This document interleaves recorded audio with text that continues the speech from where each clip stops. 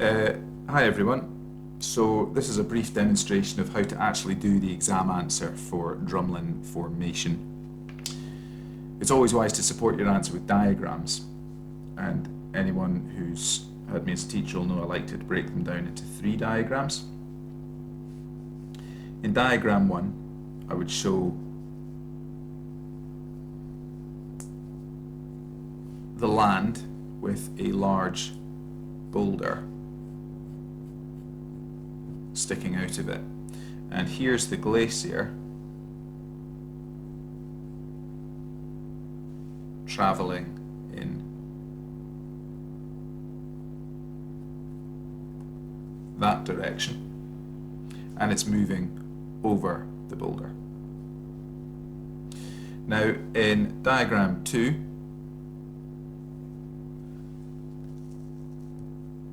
we want to show that the glacier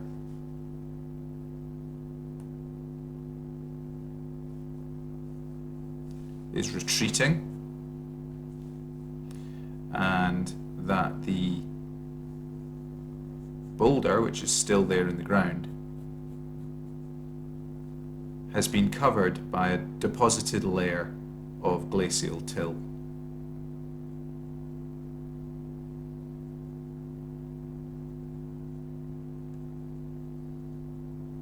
Rocks of different sizes and different angularities have been deposited over this boulder by the ice as it has passed. And the reason for that is that as the ice moves over the boulder, friction occurs between the ice and the boulder, and that causes the deposition of material around it. Okay, diagram 3 shows what the overall end result of this process is, because as the glacier retreats, it melts, and meltwater flows from the front of the glacier, and it shapes all of this till, or rubble if you prefer, but we would call it glacial till, and it shapes it into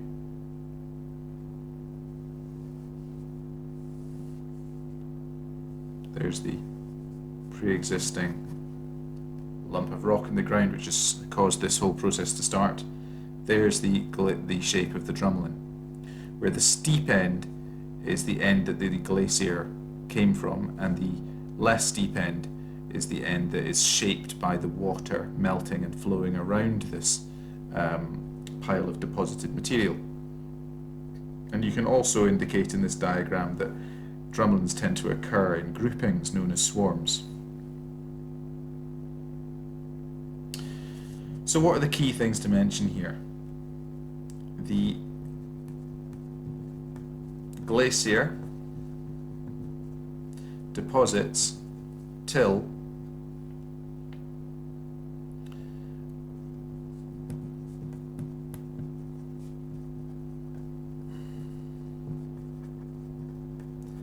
as it passes over the ground.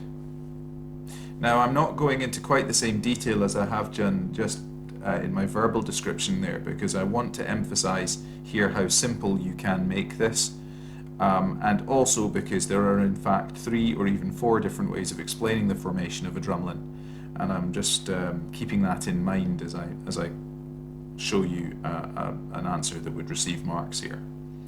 But the glacier deposits till as it passes over the ground. Next point. The till is angular and unsorted. You may see versions of this answer where the opposite is true, but you would have to give a specific explanation as to why the till is not unsorted. And you can see that in the other videos that I've done on this exact page of the website.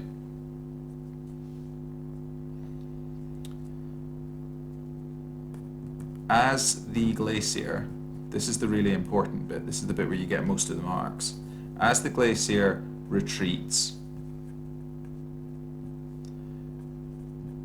meltwater shapes the till into a teardrop shape.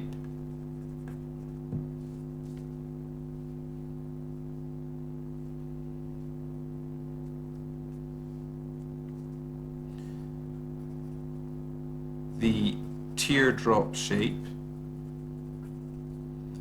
can indicate the direction from which the glacier came.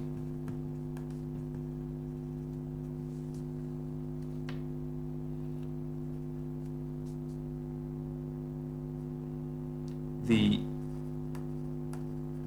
drumlins,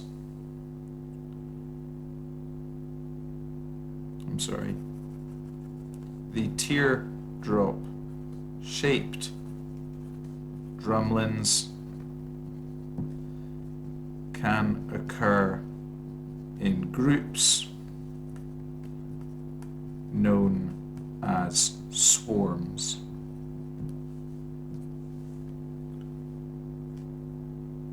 Okay, there's a fully worked answer.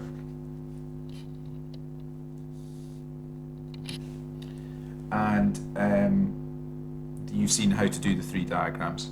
You've also got an indication there how quickly you can produce an answer to this. If this question is worth, say, I don't know, 4 marks, 5 marks, something of that order, then if you break down the SQA timings, you've got about 9 minutes to answer that question. Well, including my introductory talk and including me speaking right now, this has taken me 6 minutes and 50 seconds.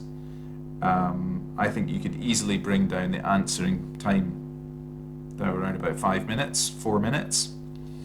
And therefore these questions are one to revise because you can score marks really quite quickly. And as another little piece of advice, the deposition questions tend to be the questions that are done less well in the glaciation unit. Most people tend to revise how a corrie is made to a greater degree of detail than they do how a drumlin is made.